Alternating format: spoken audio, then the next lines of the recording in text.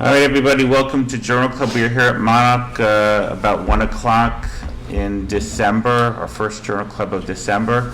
So lots of really exciting stuff happening, just to keep you updated.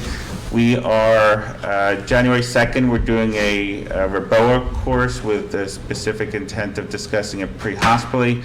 Dr. DeGore and I just got back from Houston, where John Holcomb led a conference with about 20 or 30 of us, military surgeons, a few civilian people, and discussing utilization of Reboa, resuscitative endovascular balloon occlusion of the aorta, in both the pre-hospital setting and emergency department and trauma center, as well as utilization of whole blood exclusively for all non-compressible truncal hemorrhage, right? With the whole idea that we shouldn't be giving anybody crystalloid whatsoever who is bleeding from any source.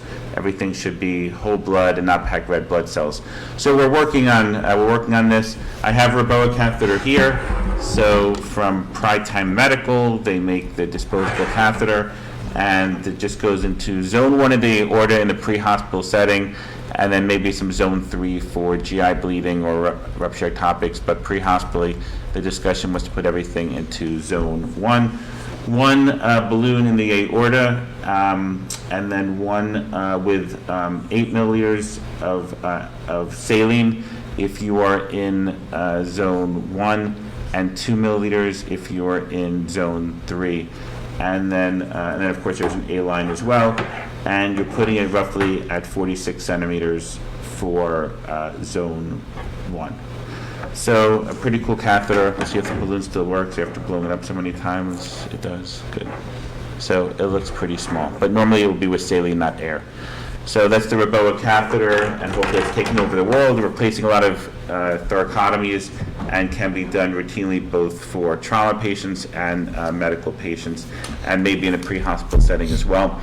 We are, the next date is May 20th, which will be our EMS week dinner, which will be at the Newark Marriott, and everybody will be invited. Last year we had about 425 people. We'll see if we can get it a little higher this year. And we are going to only do it for 3 hours with 1 hour of dinner and then 2 hours of just educational lectures. So much shorter than the 6 hours we did last year, right? Because that seemed to be too much, although many people stayed throughout the entire 6 hours. So that was great. That was great as well. So we are back in the saddle. We will be at NAMSP in January, presenting 7 research abstracts. And then we will be, I will be at the Eagles Creek Conference, and then the Eagles Conference in, I think, March 2nd or thereabouts. So going back to Texas, back and forth a couple of times. And a special shout out to everybody at EMS World, who we had dinner with last night, who I had dinner with last night, and the folks at Butterfly IQ, who we had dinner with last night as well. Okay, so we're going to get started with just interesting cases. Who has an interesting case? I do. It's just kind of an interesting presentation. Like, it reminds me a lot of what we've been talking about on the EM Docs Facebook group. Shout out to EM Docs. I love that Facebook group because I've learned so much from sharing info with other ER doctors. For those of you who don't know, it's basically EM Docs all over the world get together on this Facebook page and just like teach each other and learn from anonymous cases, and just chat about problems in EM. And anyways, it's a great forum. So one of the mantras they talk about is sometimes it's better to be lucky than to be right. Yeah. I mean, and it's been, lots of people have been talking about different cases where they experience this. And so I had a patient a gentleman in his 70s who has had a history of 20 plus years ago of a subarachnoid hemorrhage, spontaneous, was never diagnosed with any sort of specific reasoning for it. He said anyways that he didn't have an aneurysm, but obviously that's what I thought probably happened to him, but he wasn't sure. And other than that, no medical problems. Comes in with 2 months of an intermittent headache was his complaint. And he said that he it was like frontal, and that he really felt like it started after he was involved in an MBC about 2 months prior. And he went into details about how it improved after the MBC, and that then he got a tooth infection, and then his headache came back, and he wasn't really sure if it was in the same place, kind of a vague history. But his biggest change in the last like 3 days prior to coming to the ER was him endorsing that he felt like kind of unsteady on his feet, but he said it was only when he would first stand up. He says, when I stand up from a seated position, my headache gets worse, and then I feel like I need to like catch my balance a little bit. So kind of a vague story. His exam was pretty benign. I couldn't really elicit any neurologic deficits. He didn't have like a positive Romberg sign or anything that would indicate cerebellar dysfunction, but his story was like concerning, and I just kind of felt weird. And so I was like, I don't know, I guess we should probably do an MRI and make sure that there's no like posterior stroke. So the plan was to get non-con head CT for like screening purposes basically, and then to admit him for OBS for an MRI and then neuro eval in the morning. And we get the head CT, and the head CT showed a subacute subdural that with like 1.5 centimeters of midline shift.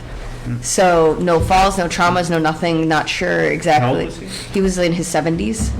So I have no idea when it happened, but like I was not expecting that at all. Like no pupillary changes, no, and it was like frontal parietal, and like I was wondering if maybe his significant other had noticed like personality changes or whatever with like shift. I thought maybe something, but like nothing. So who knows what caused it? But ultimately, obviously, we had to get neurosurgery involved, And he really had zero trauma. that's what he said. Well, he had the MBC, but that was like 2+ months earlier. Right. And this looked not that old. Like it looked like maybe within the last week or two. So in his mind, he was obviously stringing together events of like different headaches, is my guess. So the timing have been off with MBC? I mean, maybe. Yeah. It's hard to know, I guess, but I was just really glad we did that head CT. So then you added CT angio after that? So we talked to neurosurgery because we didn't know if they were going to want to transfer first, and then they didn't, and so they were going to do the CTA as an inpatient, last I heard. So, Yeah. yeah. Interesting. I mean, you always say that these people with subdurals, they can sneeze hard, right? Right. They can get subdurals, right? Right. And it's totally true, you know. And that they usually do fine, although 1.5 centimeters of midline shift is a big deal, It was a big shift, yeah. right? So I was surprised that he wasn't obtunded. Right. And it was subacute, so, right? Right. Yeah. Interesting. So another reason we get a lot of CAT scans in the emergency department, and sometimes find stuff that's real, and sometimes we find stuff that's not real. Right. So did you learn anything from this? I mean, because you can't image everybody. I know, that's just funny. So I was actually talking to one of the internal medicine residents about this particular case, because a different patient that we had that day with like intermittent like chronic headaches, he had suggested that we do a CT to rule out like a space occupying lesion, because she was there with like kind of vertiginous symptoms but no active headache. And so we kind of discussed like, where's the threshold for when you do a CT scan for somebody who has a headache? If they have hypertension, do you do a headache? And ultimately the conversation led to, it's kind of subjective. Like a lot of it has to do with clinical gestalt and how you feel when you speak to the patient and what they look like. If you're like, I think they're going to be okay, there's no real like science behind that. You know what I mean? Right, because if somebody's sick, it's easy. Anybody can order a CAT scan. If somebody Right. looks perfect, people don't order a CAT scan. Everybody in between, it's just more challenging. Right. Yeah, and there's no right answer. Eventually, and then you come up with stuff that has nothing to do with their symptoms, and that's Right. even harder. Right. And I've done that a couple of times, found like meningiomas. You go, God, this person was right. They were worried about a brain tumor, but they had a headache, and they had no indication for it, but they demanded a CAT scan, and that's why they came to the emergency department. Right. Right? Yeah. Yeah. No, any other thoughts about that? Good catch. So basically, I guess it's these Lucky. emissary veins in these elderly people that get stretched really easily, that Yeah. it doesn't get pulled apart so easily, and like us, but that they can move their head just even a little bit, and then they get these subdurals, and many of them we just never know, right? Because we don't image them, they don't come to the hospital, they don't have symptoms, and there's probably a whole bunch of people out there who have smaller subdurals, and they do totally fine. Right. We never know. Right. Yeah. Right. I usually wait for, neurologic signs or something that's like, something's off about this. Right. Right. But hers was subacute. I mean, they never would have had. What made the patient finally come to the emergency department? It was his subjective endorsement of I feel unsteady on my feet, but only right after standing. And so I was like, is it vertiginous or is it orthostatic? And we did orthostatic vitals, which, who knows how accurate those are, but he wasn't orthostatic technically. So that was his only complaint, and I couldn't elicit any objective neuro deficits on my exam. Right. So if his CAT scan was negative, what would you have done with him?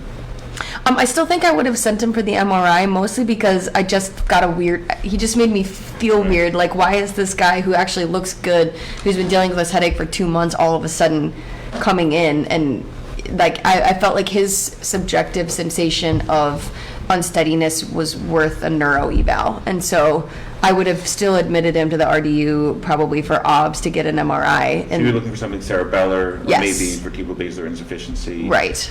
Right, which we can't do too much about anyway. Right. And, yeah. But, of course, we can't prove for sure that his symptoms had anything to do with your CAT scan finding either. Right. Right. Because at one point I had entertained the idea too of like, could this be like a weird temporal arteritis? Because initially when he was like describing his headache, he's like, it kind of hurts here, and he like gestured over his temple, but mostly here, and I'm like, that's like very unhelpful. But So then you get non-specific sed rate, which is a little elevated in a lot of people for a million reasons. It doesn't really help you. And then they get, what do they get? They get polymyalgia rheumatica, right? Yeah. So you look for those signs and symptoms. And then, ultimately it's like a temporal artery biopsy. And that's like Right. a big, it's a little bit of a big deal because you just have to get it done. Right. But I did not think it was that enough to the point that I gave him steroids by any means. So Right. I honestly thought it was musculoskeletal initially with his story because of him saying this definitely was related to the car accident that I was in, and he was describing a frontal headache, and so it sounded like maybe it was related to a cervical strain or trapezius tightness or something like that, because he did have some like fullness in that area too. But I was like, I don't know, 70-year-old with Did you ask the magic musculoskeletal. questions? Is this the worst, first, or longest headache of your life? Yes, but I try not to ask that specific way. Like, have you had headaches before? Is this similar to previous headaches? And he said, yeah, I've had this headache on and off for the last couple of months. Right. So nothing new or acute in that realm. It was really the subjective balance issues that brought him in. So, Right. yeah. So if this was a pre-hospital case and the paramedics called you and wanted to release the patient, is that okay? That's an excellent question. I guess it would kind of depend on how the picture was painted. If the patient wanted to be released, then obviously yes. But I don't feel like I've gotten many calls where the paramedics are like, nah, we don't need to take this patient anywhere. But I think he could, if you're asking to release to BLS, yeah, I think he could have gone with BLS. Right. Because dizziness is obviously a potential cerebellar stroke. Which is like, by the way, my least, dizziness and like back pain are my two like least favorite complaints in the ED. So I tried to pick up as many dizziness patients as possible because I feel like they're the hardest to tease out. Right, because we all know the saying is the worse the dizziness, the better the doctor feels. The more mild the dizziness, the worse the dizziness, the better the doctor feels, and the more mild the dizziness, the worse the doctor feels. Right. Was this guy mild? Very mild. Yeah. Yeah. Because then the lady that I had later was like severe, and she was like straightforward, like vertigo. That the lady that I had talked to the medicine resident about Right. not ordering the CAT scan on, and she was like straightforward horizontal nystagmus. Somebody was comes by and says, "Did you do Hall pikes?" Right, which is basically moving somebody back quickly and moving their head, and you just go, well, any movement of their head is making them symptomatic. Right. I don't need to do a Hall pikes on the guy. Right. I usually just like or a Hintz exam. Right? Yeah. Even that guy, in bed 2 can't move at all. You want me to do a Hintz exam or a Hall pike? Right. Hence, we talked about that a lot in my residency program, the HINTS exam. I feel like the head impulse testing is so challenging to like really get good at. Well, my thoughts is that you have a patient who's, the subset of population that you're worried about is someone who's 80, Right. and I mean, who probably has some degree of cervical stenosis, Right. and some degenerative disc disease, and I'm gonna sit there and whip their neck. Yeah, back and forth. I don't know, I got my thoughts about this, and so I usually am very hesitant to do that. Right. Right. I usually don't do it. I just usually walk up and go, "Can you go like this?" And if they move their head a little bit and they get like really nauseous and the room starts spinning, I'm like, "Your Hall pikes is positive." I don't, Yeah. What about doing an Epley maneuver? How many people do Epleys? I- Like to resolve it. I give them the I do printout not. on how to do it. Do you? I do it often, and I give them home printouts, because It really works, right? it works, but many times you don't get it on the first time, so you actually need multiple a few maneuvers, and that's why like it's good to give them like a little cheat sheet to go at home. It's easy to do, it actually Right. works, and to have like benign positional vertigo is like a pain. Yeah, it's a huge thing. Yeah. All right, that's good. Any other interesting cases? We can keep riding this neuro train if we want, because Sure. I have another case too. Yeah, but One of the questions that I find the most challenging when I get a patient who's been seizing is, when is that point that you intubate in these patients? So I had a young man who came in. He actually had called his, I believe it was his mother who called 911 because he had a seizure. His last seizure was like 6 months ago. He has a history of a brain tumor resection. And BLS, ALS go to the scene. He's awake, alert, and oriented at the time after his postictal period. Right. And he RMAs. He's like, I don't want anything. So I sent him away. And I think BLS had already canceled the ALS when they got to the scene. And then he seized again. So a young male Immediately who had a after. brain tumor resection, right? Seized once. Better. What kind of brain tumor was it? I'm not sure. They weren't sure. So It was not done at my it could be. I mean, so was he white? So young men who are white generally have their bad brain tumors, which are generally medulloblastomas, right? Which are the worst outcomes in young white men. And then, but most commonly, most of these are all meningiomas. All I know is that it was a frontal. Oh, it's frontal, so maybe it was meningioma. Yeah. So, of course, everyone goes, the patient seizes again, and, the second time he's postictal. So, second time you show up on scene, it's a little easier to convince everyone that, it's the right time to get checked out. So, ALS canceled again, arrives to my ED, and he starts seizing on the stretcher immediately. Again, Right. so now this is the third seizure within 30 minutes. Tonic-clonic or focal? Tonic-clonic, tongue biting, Right. All right. urinary So bad incontinence, stuff. all the real things, and a lot of secretions. Right. Brain tumor's back, you're thinking. Brain tumors. It could be, yeah. Right. I'm thinking brain tumors back. I'm thinking maybe he's bleeding. All these are bad, and I need to figure out what it is. So, Has he gotten medicine at this point? no, that's the thing. He had been released. We're released, right? Okay. Right, because at the time he was postictal, and Yeah. I guess he had been coming around to the point where he could follow commands. Okay. And he was back to baseline, but they convinced him to go at that point, and they went. So his finger stick was good. It was 118 when we got him. We brought him into the recess bay. His seizure stopped after 2 milligrams of Ativan IV, and after we got IV access. But he was very violent and combative, postictal, kind of not really staying on the stretcher. And I knew I need to figure out what was going on in his head. So after we gave his 2nd milligram of Ativan, so another 2 milligrams of Ativan to try to calm him down. And give it IV? Yeah. Put IV in. BMIV. He was still out of control, like very agitated all over the place.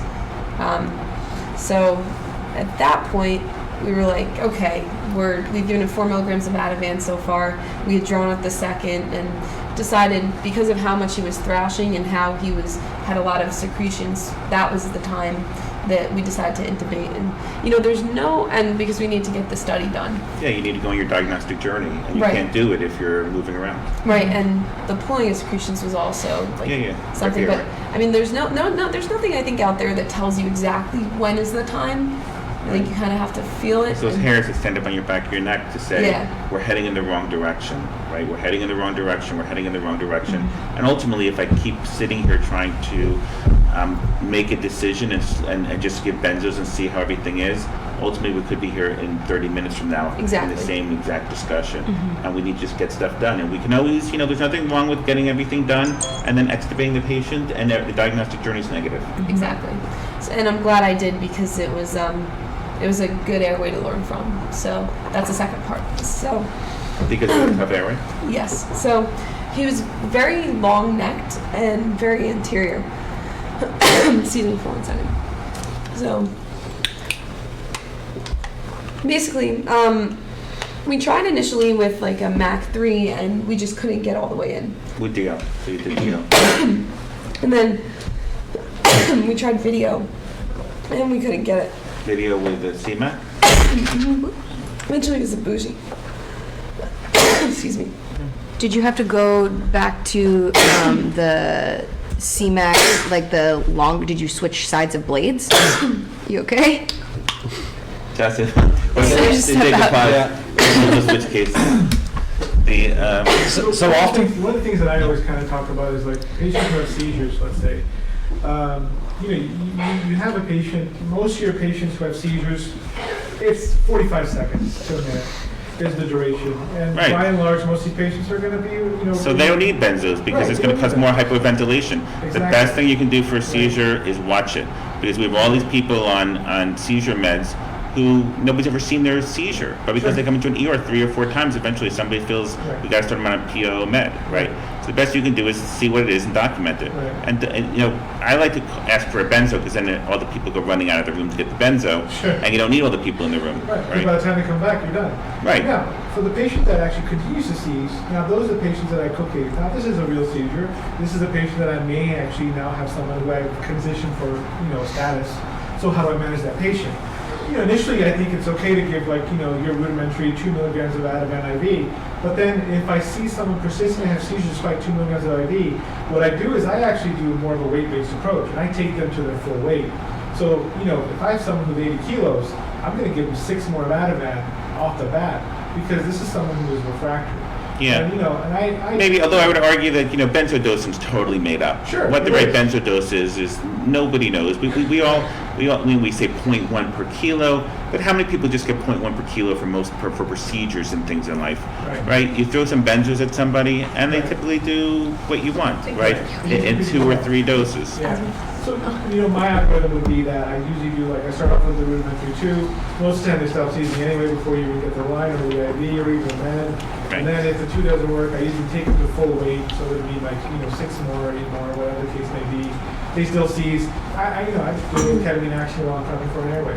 And that's usually typically my kind of school of thought, at least how to kind of work this way. Yeah. You could let someone certainly, but Cerebex even phosphanatone. Obviously, phenytoin we can't push and give fast, but phosphanatone you can give a little bit faster than normal. It's a little bit more stable for the cardiac membrane. But then you could always do Keppra, which is great. You can bolus Keppra, and that's nice as well. So those are options that you have while you're preparing your airway. Airway management should always be important. And at the end of the day, it should be kind of how the patient's doing, are they maintaining their airway during that whole period of active seizure. But this guy makes me more nervous because I'm thinking if he has a brain tumor, then maybe there's some vasogenic edema around the Right. tumor, and maybe it's going to be harder to stop the seizure Sure. with just benzos. So maybe he's going to restart. This is a guy I would probably consider loading quicker than the average seizure patient. Sure. Right, so I'm glad you mentioned ketamine. So that's actually what we ended up doing. We gave 100 bolus of ketamine while we prepared for intubation, and he did really, really well. And stopped the when we seizure, right? It kind of did, yeah. So, and then it turned out that his dose of Keppra, he was taking it correctly. He was supposed to take 500 twice a day. He was only taking it once a day. So mystery solved, eventually. So but it- which it is added- spoiler alert. okay. And 500 BID is a minimal dose, right? Should have been 1,000 probably. Yeah, most people recommend like 1,000 1,000. BID, Right. unless you have, unless your GFR is below some number, which I can't remember what that number is for Keppra. Right. Yeah. So he, so in terms of his airway itself, just to backtrack a little bit, so DL, we just couldn't we got a view eventually, but the tip of the ET tube sat right in the cords and we couldn't advance. So what we ended up doing. With a bougie. Well, we tried the bougie, and the bougie that we had was the flimsier kind of bougie, the yellow one, which I did not work well enough to continue. But we actually ended up getting it by almost treating our direct as a glide. So what we did, like when you have a glide scope, you get right through the cords, you pop off the tip of the stylet, and naturally the tube will go a tiny centimeter or 2 forward, and that was literally all we needed. So I assisted the resident. He got right through the cords, like just to the cords, and I was able to pop the stylet and thread over it. Interesting. It went just fine. And so what happened in the CAT scan? CAT scan was negative for just encephalomalacia around the area of the resection. So big black areas around the resection, which we see in encephalomalacia all the time, right? Exactly. So he did very well, and then ICU came down and said, "Why did you intubate him? You could have, controlled the seizure." And we were like, we had to do what we had to do. And once we put in the OG tube into him, we suctioned out a ton of secretion. So it was just a matter of time. And I'm glad I did. So what happened after that? Is electrolytes and everything normal? So he was just seizing because he was just seizing. Underdosed with Underdosed. Underdosed. That's the way it goes sometimes. Did he seize it ever again in the ER? No, he did great. I have a question because so excuse me, this is kind of an opinion question, I guess, but like hearing everybody talk about like, you know, watching and waiting kind of thing, like what's the number that you decide this person absolutely needs to be intubated? I think it's different for everybody, but I'm just curious because like for you to say it depends on if they're protecting their airway, which I agree with, like that's what I think too. I'm like, well, how's their airway? Well, what does that mean? Are you watching oxygen saturation? Are you putting these people on capnography? If their jaw's tight and they're like snoring respirations, obviously that's badness. But most of the time, these people are, if they're actively seizing, the pulse ox isn't reading well anyways. Yeah, there's no number. You know, it's really how comfortable you are. It's also what your resources are. Right. If I'm in a single provider ED where I have 10 beds and it's my only patient, I wait a lot longer. Sure. But if I'm in a 70-bed ED and there's only 2 physicians, I intubate a lot quicker because you control your life-threatening illness, Right. and you move on. That makes sense. I mean, if you can't tolerate your secretions, you know, it's sudden decrease in mental status, it's not resolving. Yeah. You know, I mean, I think the old adage is show me the patient, I'll tell you if they need to be intubated. But, you know, and certainly, you know, I get concerned about, you know, RSIing people and creating positive pressure ventilation and somebody who's already got a borderline blood pressure or is actively bleeding, right? Because I know the first thing that will happen is they'll become more hypotensive. So it's not that I don't do it, it's just I'm a little cautious. What right? about for your subarachnoids then? Like, same question. If you have somebody who's waxing and waning in consciousness, like going intermittently below that magic GCS of 8 versus... So I think there's 2 types of people. There's people who have something that I can't fix quickly, and people who have something that I can fix quickly. So like the patient who's got like some hypoxia, who's got pneumonia, fix lesion, infiltrate, I'm not going to fix that quickly. I'm more likely to do that. If they have like an asthma that I think I'm at least not getting worse, and maybe I can get better, and there's no fixed pneumonia, I might hold off a little bit more. But if you give me an 80-year-old asthmatic who can't tolerate the hypoxia well, I'm more likely to intubate them than if you give me like a 6-year-old kid. Right. So I think that, you know, I think all these comorbidities and everything matters. But like a subarachnoid is a fixed problem. I'm not going to fix that right away. Right. Once you go have that period of getting worse, I know there's nothing I'm going to do to make you better. Right. I mean, a drug overdose, I could probably fix you. You know, depending on what the drug is. Anything I could probably fix, you know, I might hold off intubating a little bit. Yeah. What's interesting about this guy too is he wouldn't tolerate a nasal pharyngeal airway. So that was another thing. Right. So we went to go put the nasal Weird. pharyngeal airway into him, and he reacted to it, and he kept ripping it out, and you know, he was really agitated by it. So at that point, I was like, well, you know, we literally have nothing here that we can work with. You know, there's always a point where you go, I'm trying to reason with the patient about, you know, being intubated or not. I'm going back and forth. To me, anytime I get to that back and forth part the third time, I'm intubating. Right. I'm like, because, you know, I see people sit there for like an hour as people are deteriorating. Because that patient who comes in who's a chronically hypoxic, who's slightly more than usual, and they don't want to be intubated, but you go, are they making a real decision? Are they making it based upon their hypoxia? Right. You're not really sure. There's no DNR. You have seconds to figure out. Anytime I'm going back and forth the third time, you know, for sure I err on the side of just doing it. And that's providing the patient's like doing okay to wait. Once the patient's not doing okay to wait, then I'm intervening. That was what I did with the patient with the subarachnoid. It was funny that day. I felt like I was working at ABEM General. It was like textbook, like moving boxes, middle-aged female, no medical history, sudden onset of the worst headache of her life, and started vomiting en route with EMS.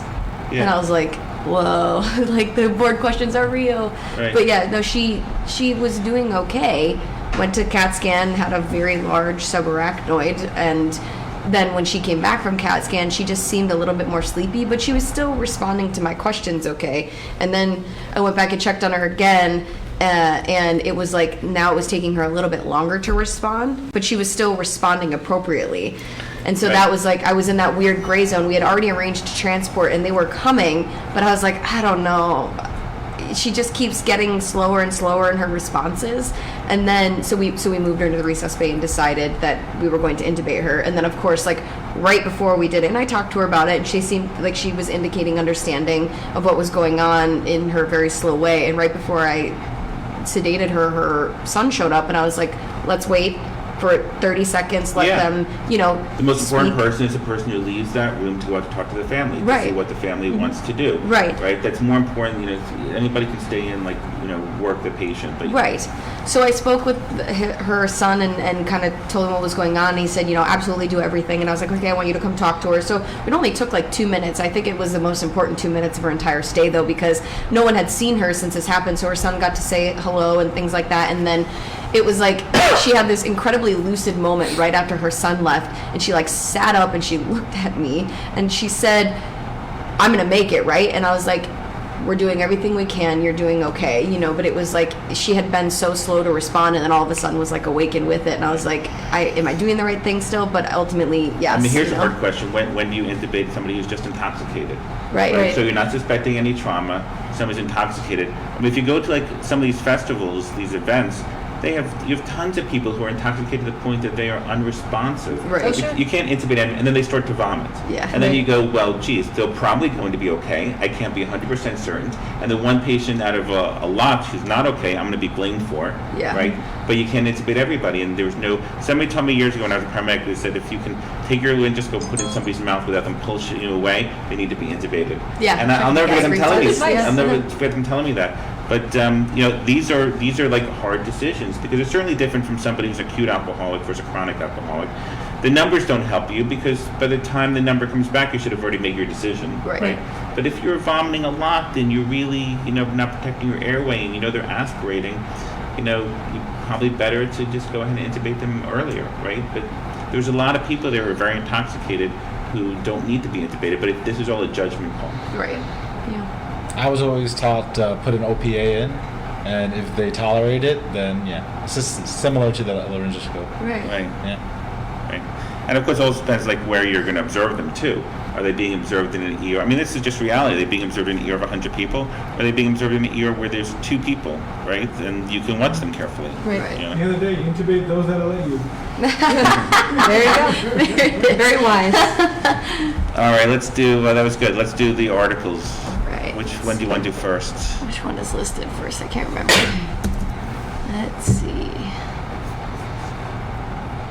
You want to do the pre-hospital led CPR or the sepsis? Sure.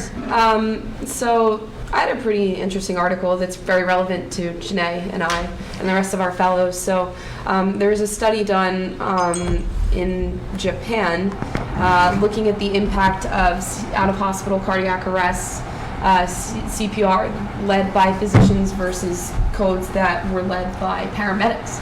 And I thought that was pretty interesting.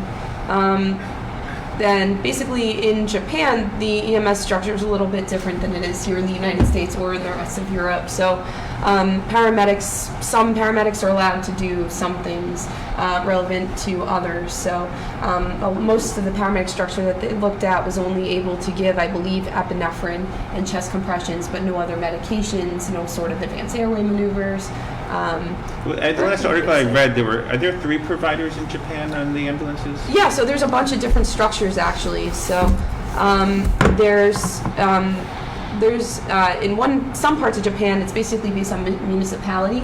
Some have a 2-tiered system with paramedics and a physician with or without a nurse.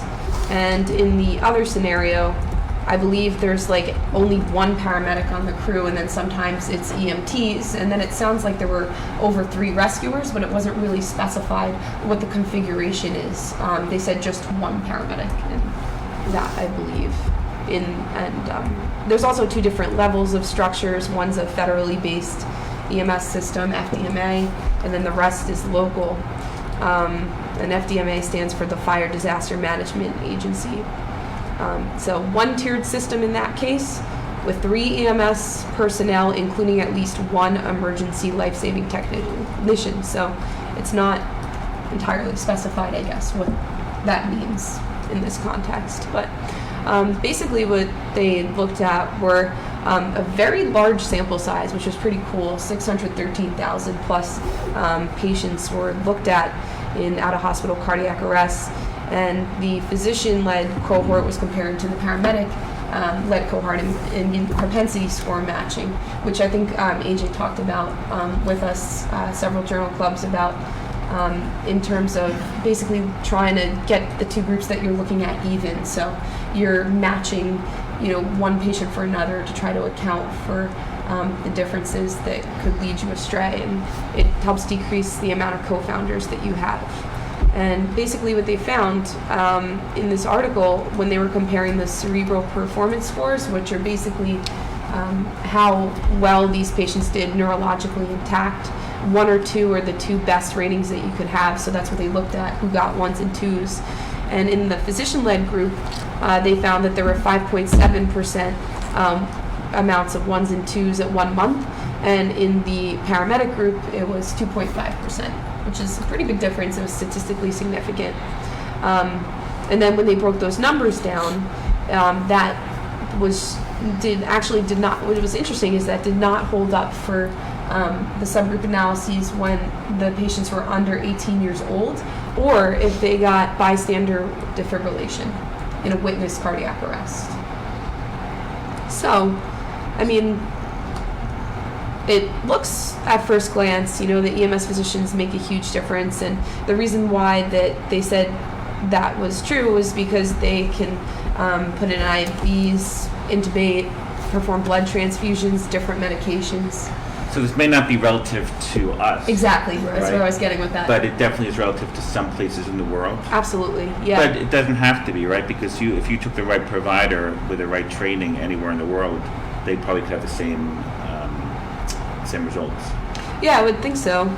I'm not entirely sure what the under 18 outcome means or why that was not significant. That part I thought was probably one of the most interesting parts of the article. I'm not really sure why they found that. I don't know. But I don't know what percentage of their calls are pediatric either.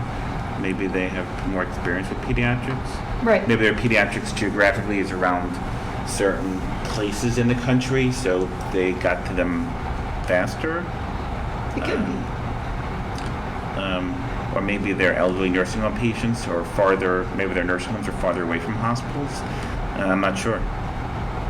Yeah, it was, then the study was done over 5 years. I don't think if there's anything else to talk about here, but I guess the question is, does this apply to us, and do we need an EMS physician absolutely on every ambulance in the country for every cardiac arrest? And I guess the answer is if you're able to provide it depends on the level of care that you're able to get. Right. I think, in my opinion, there are several studies which show better outcomes when you have EMS physicians part of your system who are responding pre-hospitally, but I think it wouldn't work in most systems, and I think the processes of getting it done is very, very challenging for most places. Right. But I do think if you can integrate your EMS physicians appropriately with the EMS system, it will generate better outcomes. But I would not be an advocate for it in many places within the United States, certainly because of risk and procedures and training and a whole variety of things. Right. One final interesting point about this article was that in Japan, TRE is not allowed by law for paramedics, so they needed a physician to come on scene to pronounce. Right. So that's just silly, right? Yeah. In this case, though, in terms of how it played into this study, it could have been that their numbers of patients that they transported to the hospital were affected by the fact that they were allowed to pronounce and not transport the futile patients. Meanwhile, the paramedic group had to transport everybody. Right. So nervous selection. And I assume they Little have bit. no risk of litigation there either, so they could. So maybe while they don't have TREs, I wonder what they really do. I don't know. That was good. Any questions on that? I wonder if the difference is just a little bit of experience, having seen a bunch of cardiac arrests. Where certainly, especially new paramedics, have only seen single digits or handful, and then rather than treating it as this is cardiac arrest, okay, algorithm says this. It's wait, why is this person cardiac arrest? Oh, there's a knife sticking out of their chest. Like thinking one step deeper about why did this happen? Oh, this person's been really sick recently. They've had a fever for 5 days. Maybe trying to weave your way into what might have caused it, and then you can target the appropriate management for that specific cause of cardiac arrest. Because of course the ACLS algorithms, they try their best to do the best thing for the most patients. Sometimes they may miss that specific patient. It is interesting to think about the fact that, for as long as we've been taking ACLS class and teaching ACLS class, you always talk about the H's and T's, and everybody memorizes them, but what can you really do about half that list of H's and T's as a medic in the field, right? I mean, Or in the ER. right, in the ER, exactly. So, like, if you think it's a PE and you're going to give TPA, and somebody who's in PEA can't do it in the field, so they're going to need a physician. And, like, you know, like a lot of that stuff, even if we're going to treat hyperkalemia or anything really beyond, like, sugars and hypoxia in the field, like, what are you going to Well, do if you're about smart it? and you're in the ER, you could do a transesophageal echo, and you could see that the heart is squeezing. Right. And you can see that, one, you're compressing left ventricular outflow tract, and two, you can just stop compressions and maybe give, like, push those pressors. Sure. Because the patient's just hypotensive and they're not really in cardiac arrest anyway. Right. And maybe they're just in septic shock or something. Right. And if you can't do that, in lieu of that, you could do transthoracic echo.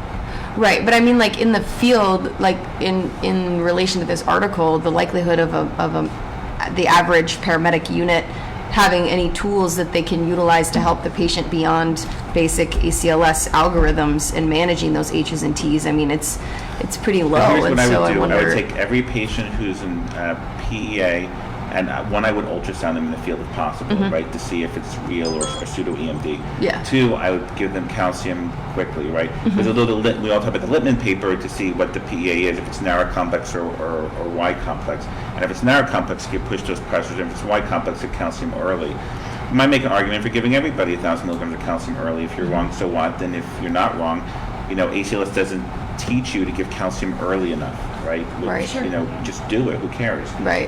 Stop looking for fistulas. Just if they're in PEA, just give them, give them calcium. calcium, you know? yeah.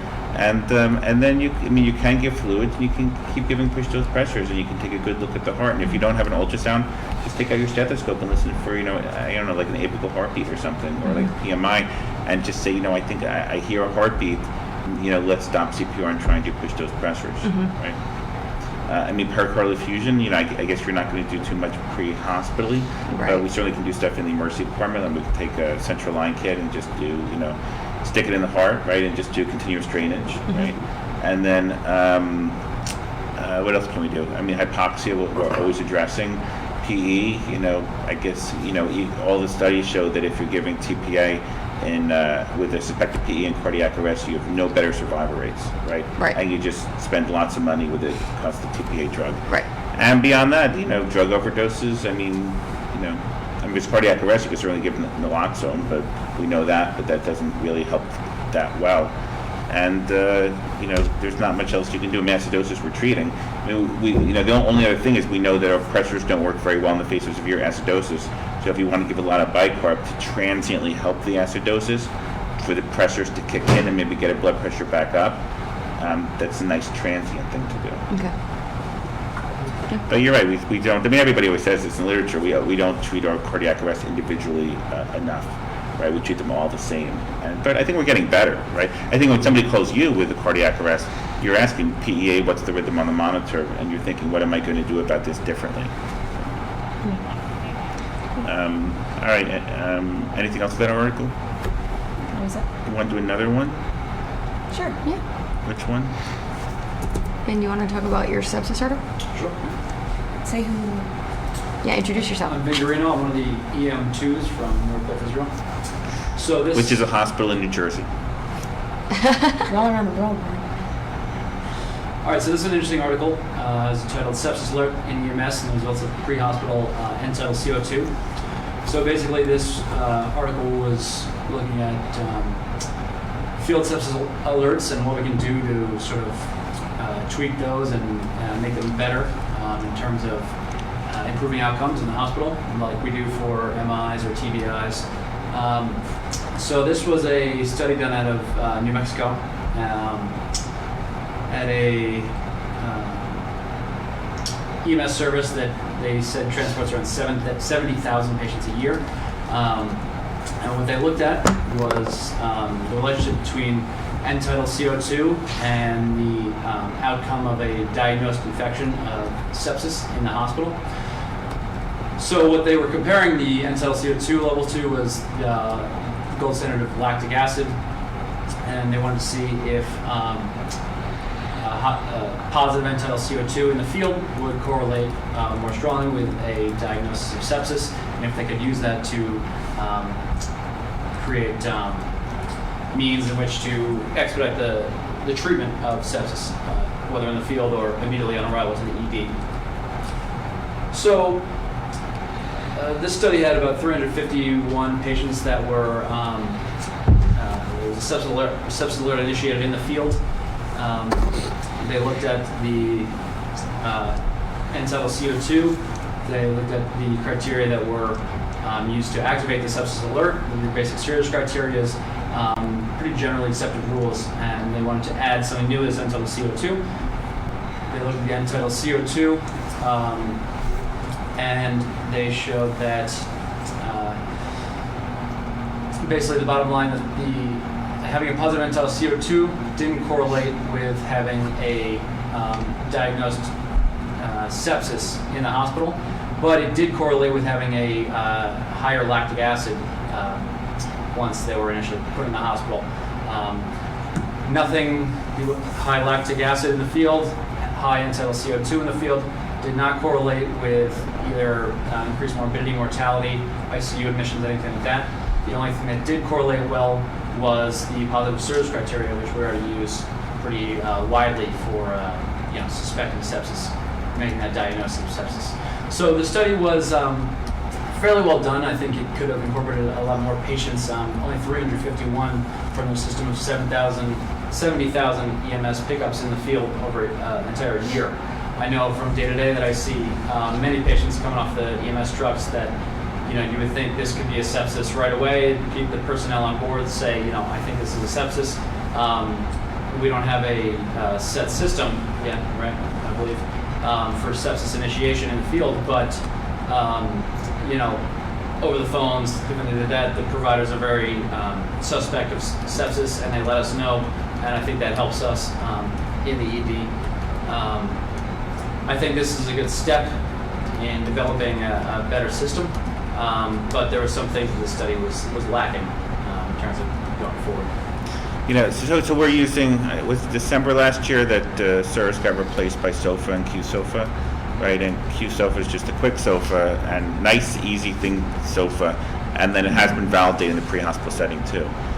So, and CIRS was around for forever and ever. And this is one of the studies to me, like observational retrospective studies, where you don't make too much of it, but you go, that's kind of interesting. Exactly. Right? And these are the mistakes these are the bad roads we've been led down by making, observational retrospective studies to be like a gold standard when they give us the wrong information. It is interesting. I've never thought that lactic acid in all comers was worth that much, especially if your cutoff is a 2, right? You give me almost any illness and your lactic acid is greater than 2. It doesn't hone in on sepsis. But we do need some way to teach people pre-hospitally in the acute care setting that sepsis is a big freaking emergency. And but the problem is by the time they come to us, many of whom have been sick in the nursing home for 24 hours, right? So they're not like that fresh sick patient. They've been sick for a while, right? And some of these are renal insufficient patients. Some people have CHF on top of their sepsis. They have a million reasons for lactic acid to go up, And end-tidal CO2 is, got to do with a million different factors, one of which is cardiac output. And maybe your cardiac output is bad for a million different reasons besides your sepsis, right? But these screening markers are nice, I think, for the average person out there to say this person's a little bit sicker than I think. But ultimately, if you're pre-hospital and nobody in the ER says, okay, sounds good, you haven't done anything good for the patient, right? So if you stumble across a lactic acid of 6 and somebody weren't suspecting it, you got to go back and say, what am I missing here? This guy's really sicker than I think, right? I don't know. What do you guys think?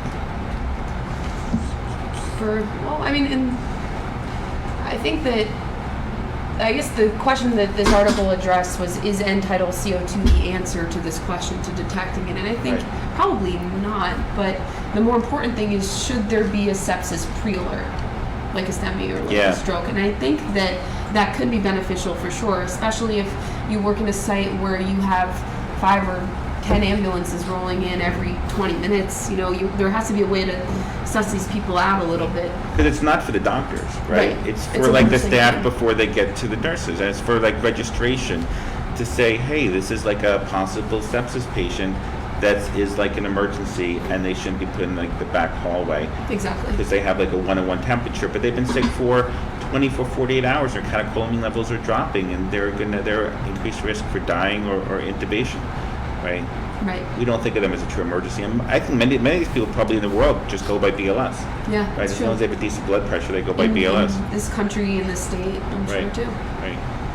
I think it's important for, especially in like rural scenarios when you have long transport times, that we all know that, you know, time to antibiotics is key in sepsis, and that if you have those long set of times, something else to go off of for the doc in the hospital, because I can't see the patient, would be a lot better, because this guy looks sick is a pretty general term, Right. and having, you know, some hard numbers. to If the guy is sick, if his blood pressure's low, we all get it. If your blood pressure's 60, no kidding, we act on it.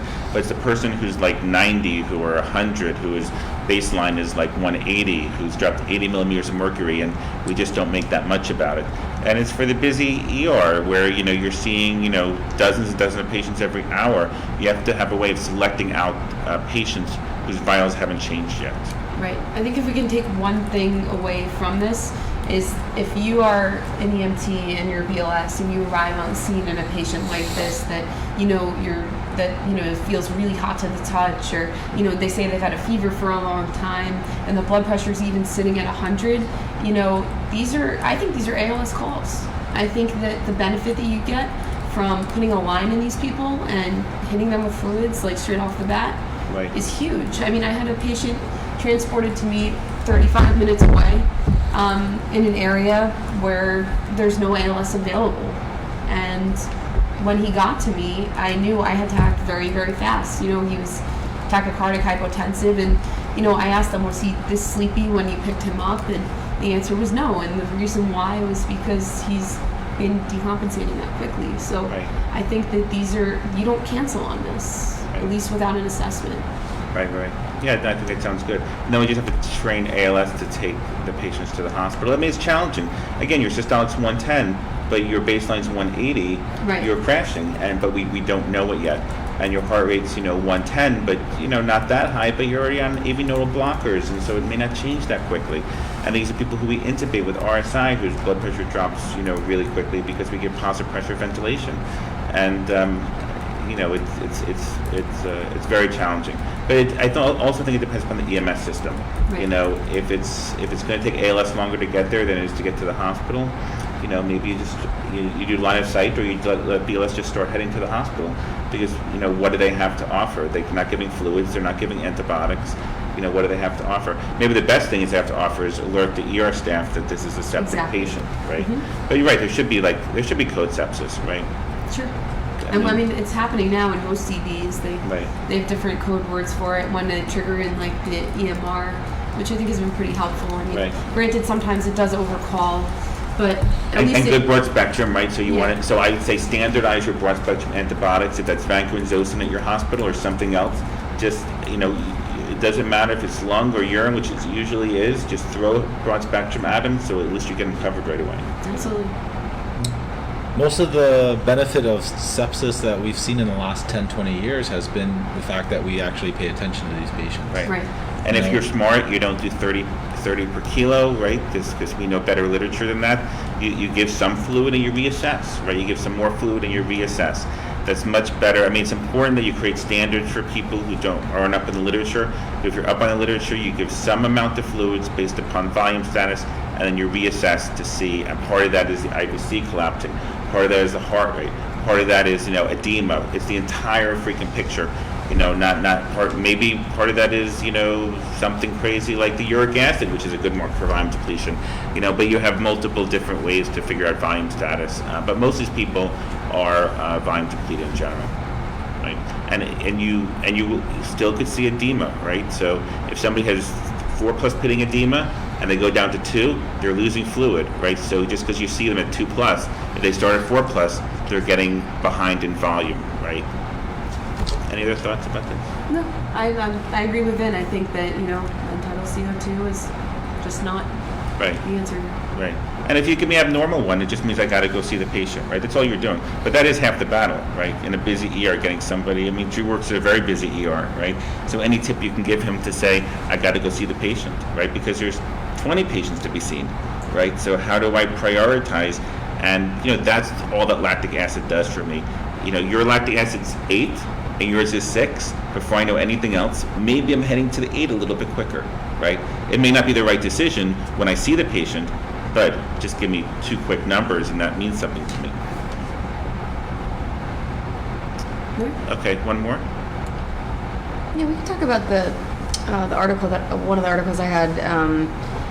It was an article surrounding the management of the 2012 London Olympics in terms of like mass gathering type of medicine, and the article was basically just a general review of how people, like they interviewed people and kind of discussed how they thought that the event was handled, centering around so it was the London Organizing Committee of the Olympic Games was the big overarching agency that was supposed to be in charge of this event. And in this paper, they basically talked to several different types of they call them senior roles, 26 different people, either in the core responders group, which included like EMS, police, fire, ambulance, local authorities, and then like government agencies. And then they had the people who supported those, like military aid. And they just kind of discussed with them both before the games and after the completion of the games, how they thought things went, what was the biggest issues that they had, what were the biggest issues they had, how could they be improved. One of the bigger, and they freely discussed this in this article, one of the bigger drawbacks of this is that only half of the people actually supplied a secondary interview. So I think maybe they could have gotten maybe a little more details if they had more people return for a follow-up interview.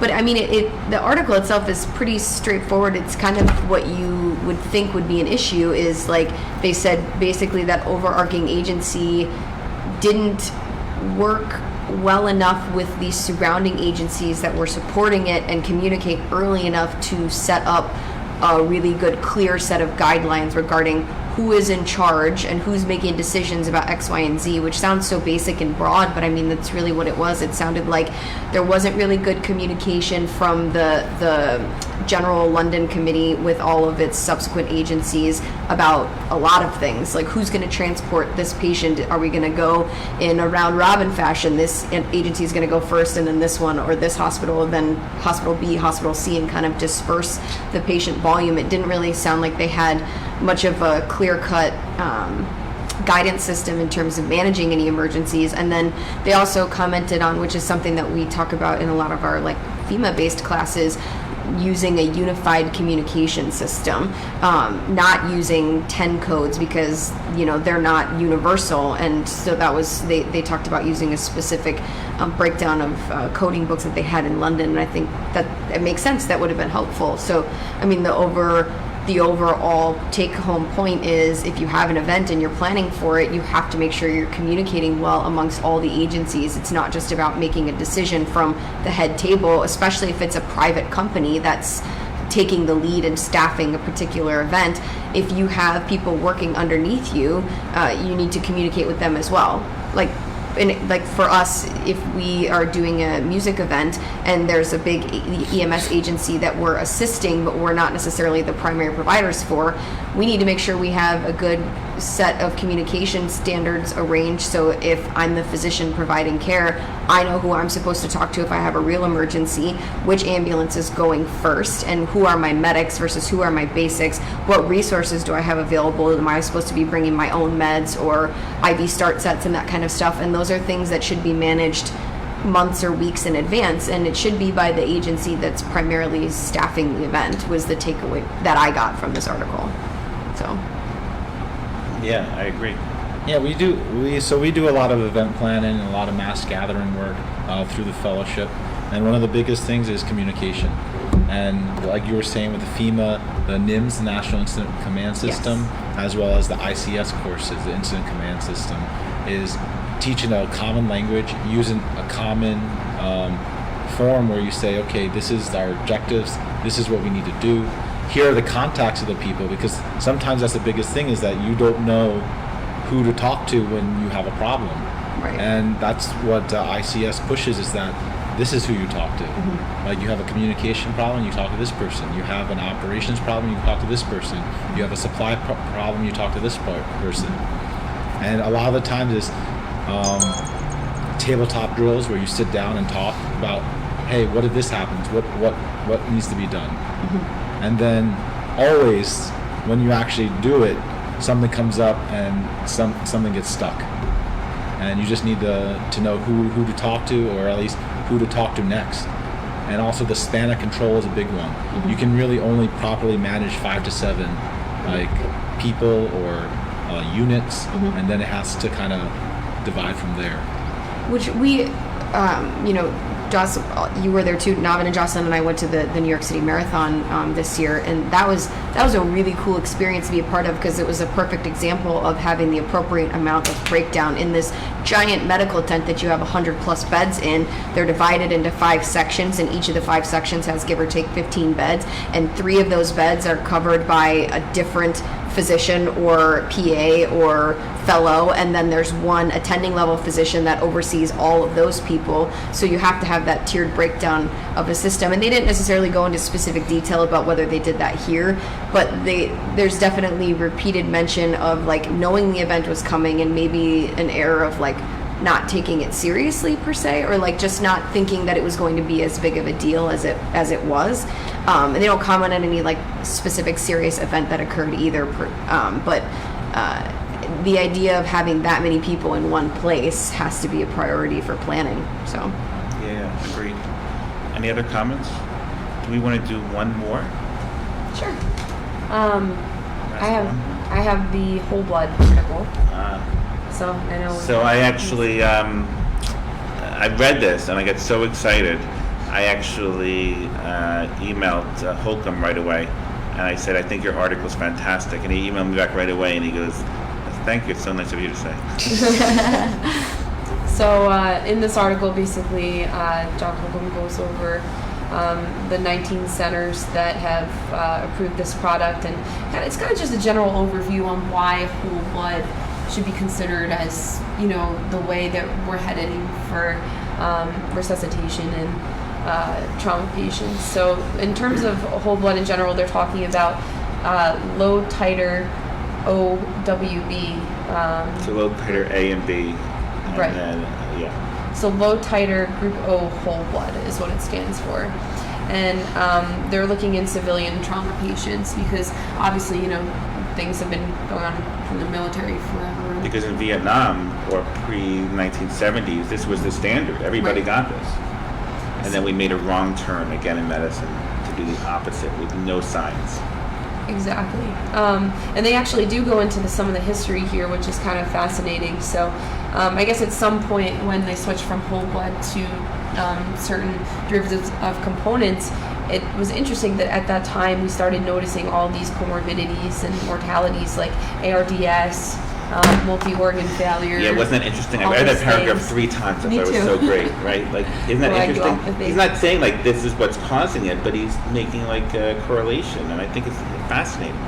Yeah. So, basically, the first benefit that was discussed was that even in the deliverance of the product, there's so many less steps to mess up, basically, Right. at such a basic level. Because as we know, if anyone who's worked in a hospital knows, nursing, physician, whatever, there's a multiple readback system that you do. You walk with a slip of paper that has a patient's information to the blood bank just to pick up the product. I was an ER tech, so I did that stuff. So you read the patient's information and all these numbers back and forth and get the blood and then come back, and then there's another readback step. And if you're doing a massive transfusion protocol, you have to do this every time with every component. Pain in the neck. Yeah, And it's hard. you mess up one number, you got to start all over again. And if you confuse a number or you mess it up, that's just another step to not do correctly. So that was probably the biggest benefit that was discussed, that these administrative errors cause problems. And I guess the other article that's basically just goes on and on about all of the different benefits that these 19 hospitals are seeing. The only consideration they mentioned was in pregnant women. Is it appropriate to give type O positive blood to a pregnant woman who is hemorrhaging to death? And if you know that you can give this medication, you can give the blood faster that way. Because it is much easier to obtain O positive blood than it is to obtain O negative blood. Right. Or the begs the So- question, you don't know pregnancy status. Exactly. Right, which So- you may not know in a critical patient, right? Right. So I guess that was a question that was posed that I guess isn't easily answered. Because this is what everybody was calling in Houston NCTH, non-compressible truncal hemorrhage. Right. So it's not just trauma, it's bad GI bleed. It's everything from zone 2 of the aorta. Yeah, exactly. So your AAAs, your weird aneurysm ruptures, your SMAs, your Your everything ectopic like pregnancies, your bad GI bleeds. that. Exactly. And then the other thing I thought that was cool is that the shelf life lasted 35 days. And what was interesting, I don't know if it was in this So he article. told me in person 25 to 32 days. 'Cause then I read 35. I'm like, but you just told me 25 to 32. But all right, it's about the same, I guess. So that's after it leaves the donor center. Right. It's good for about 35 days. Yeah, and I'm not sure if it was in this article or the second article that was like a letter to the editor, but they did mention something interesting, that it's almost recycled. So after the 35 days, you can actually take the whole blood to get processed and then use, I think, the PRBCs or The platelets out components. the components out of it, which I Yeah. thought was really interesting. Right. So the Recycling. everything. Yeah. Because platelets are, you'll never be able to give platelets pre-hospitally, and we give packed red blood cells. But it's interesting, most of the people at this conference thought that if you could either give packed red blood cells or FFP, that the right answer is FFP, stop the clot, stop the bleeding. We do give liquid plasma. I mean, Dr. Dudley was telling me this weekend that she's giving liquid plasma on her helicopter system in Central Florida. So, that's what I'm waiting for is freeze-dried plasma, right? Please, Teleflex, help me. Get me freeze-dried plasma, right? You keep sending me emails, but I need freeze-dried plasma. As soon as it's out, I'm going to use a lot of it. Well, financially support the company. But, what else, Josh? I think that was pretty much it. So, I mean, I like the sound of this. What do you guys think? So what about the part that crystalloids are potentially harming people and have worse outcomes? I think we've known about that for a little while. So like Harris County, Texas, outside of Houston, they give pre-hospital whole blood. They give it. They told me. They told the group that they give it to 4 times more medical patients than they do trauma patients. It's very interesting. Because they have a lot more GI bleeds and bleeding diatheses from non-compressible truncal hemorrhage than they do trauma patients. That's kind of interesting.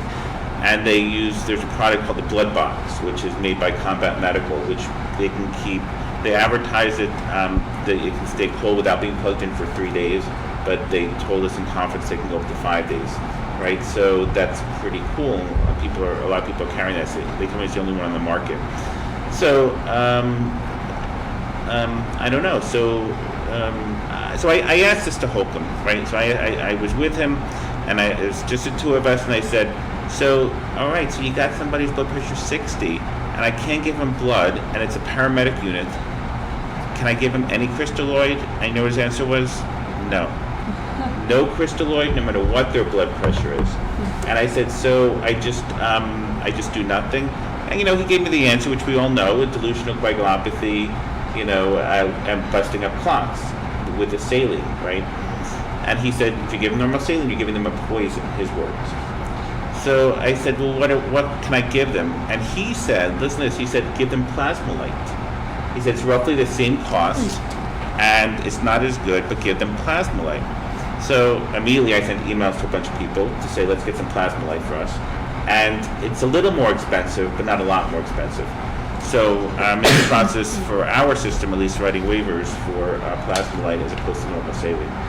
So, it was interesting. So tonight, when you have somebody with a bad GI bleed with blood pressure 60, I guess don't give them crystalloid if you're on the cutting edge, right? I mean, the problem is that somebody will say to you, but ATLS says says give them fluid. And boy, if we followed ATLS and ACLS and a blah blah blah blah blah, and there's a million guidelines, then that's not made for us, right? Amandeep, what do you think about this? Somebody says to you that you have to do it because you have to do it. You can hear me okay? Yeah. You have to do it because it's in the ATLS book. So I've recently had to brush in with this similar kind of thing, and essentially, at the end of the day, even ACLS, ATLS, these are people these are clinicians, but at the end of the day, if you look at the bottom, it says, please refer to, advanced provider or clinician. Essentially, we are the clinicians. So, you're making this kind of document, even like our text we talk about, they're 10 years behind, right? So, Right. These things are going to lag. So if you're trying to look at evidence-based medicine in these large, courses, it's going to take a lot for, things to change. So I can't, effectively rely. Now, the 2018 update to ATLS went from 2 liters of normal saline to 1.5 liters. And they will point this out, that we're heading in the right direction. Right. They're saying to give less So- crystalloid. Right. But- This is the new updated guidelines. They're still behind. But I think that, you're right. They're coming in the right direction. But at the end of the day, we still have to look at what does evidence-based medicine teach us. Knowing, what an archaic text might tell you is one thing, but then really practicing on what medicine is actually, based on research and science telling us is another. Right. I said I said, what do I say when somebody says, but it's in the ATLS book? And the answers were that he said this, and Frank Butler, who's written most of the military protocol, said to me, you say that ATLS is not for people who take care of trauma patients, right? And it says it in the introduction. It's not for people who are doing that. And the textbooks are all a couple of years behind the current way of thinking, which we say all the time. It's certainly not what I was brought up on. I was certainly brought up on giving fluid boluses, but I think we all were. And it's much more challenging when you don't have access to whole blood, right? The consensus was amongst many providers is that if you have a trauma patient, you're going to, obviously practice what we call permissive hypotension. And the permissive hypotension is really kind of even not activating, whole blood transfusion until someone's blood pressure is approaching 90 systolic. Right. There was an active discussion, which was great. What is permissive hypotension? Right. What is the number? Right. And what's the magic number that we all say we have to get to? And I think the answer was exactly what I would have said. I said, what a stupid question. Right. Right? Exactly. 80, 90, 70, 100. Some people use 80, some people use 90. But if you're in the military, and Matt Martin, really smart guy, pointed this out, said, how about we just do what the military does, which is mentation and radial pulses. Right? If you have mentation and radial pulses, you're doing okay, despite what a silly number tells you. Right. If I got somebody who's altered now, who's a trauma patient, they're not perfusing their brain. As long as they're not head trauma. right. Or they're obviously. drunk. Right. So but that's it's basics. But we try to we get these mantras and we say we got to follow this mantra, and that's how we get lost into it. But I think you're right. But when we talked about was what if they go into arrest? So you're in the back of a rig, and you've got somebody who arrests, and you're only a couple minutes from a facility. What do you do? And so many people say, well, I'm going to give IV fluid so I can at least give something. I'd rather have some fluid running mixed with blood in the chamber of the heart than nothing in the chamber of the heart when I'm doing compressions. Right. But right. And we nobody bleeds normal saline. Right. You know my thoughts on doing compressions in a trauma patient to begin with. But So we it's bought about- into this concept in the 70s, and we just never let go of it because Right. we all had to do something. But yet, you give up. And this is the concept behind Reboa. You inflate the balloon for just 15 minutes, and then you deflate it, right? And you see how the patient's doing. And what you're doing is you're giving the body enough time to build up a clot. And that 15 minutes may be enough time just to build up a clot to stop them from bleeding from truncal hemorrhage. Right. Yeah, I don't know. So it's, the good news is, I guess, because you always have to look for a silver lining, is Holcomb told me at the last, I think, ACS meeting, he asked, I'm not sure what, I think it was ACS, how many people were using whole blood in trauma centers. And initially, the first year was nobody, then it was 5, then the number doubled to 20. And so next year will be even more and more and more until we're all switched over to whole blood, and that's the answer. From a financial standpoint, he told me that, and this makes perfect sense, that whole blood's actually cheaper than components, right? Because the components, you have to, everything is priced with different components. Then you have to try and do a 1-to-1-to-1 ratio, which we never actually get to, et cetera, et cetera. And then you can give less units of whole blood than all these packed units. So you really don't have a mass transfusion protocol anymore. You're just giving units. And what they were doing pre-hospital was they were giving up to 4 units pre-hospital, then up to maybe 2 more in the trauma bay. So much fewer. And then you have to worry about cryoprecipitate and how much fibrinogen you're giving. And you don't have hemolysis really. That's what the article showed. Right. And they were Yeah, also talking about giving, calcium. I don't think we went over that in the article, but we were all basically talking about giving like 1,000 milligrams of calcium per 1 to 4 units of whole blood to protect against any potential hemolysis or any hyperkalemia induced by this. And we know it has to be calcium chloride specifically in this situation because calcium gluconate vasodilates you and can cause hypotension. And it's more elemental calcium, obviously, calcium chloride. Yeah, I thought it was really cool. And what did he do? He was really smart. He published it in Transfusion Medicine for the blood banking Right. people. So people who are not doing this are just behind the times, but it basically just tells us we're all kind of behind the times. And it just makes sense. So it's just such a wrong direction we went in for no reason. Right? Any questions on this? No? All right. I think we'll stop here. We'll send out more articles. A lot of stuff's going on. Remember the dates I gave you. January 2nd, REBOA, May 20th, our EMS Week conference, and I will be at NMSP in January. All right, and we will see everybody next week at 1 o'clock. Thanks for tuning in.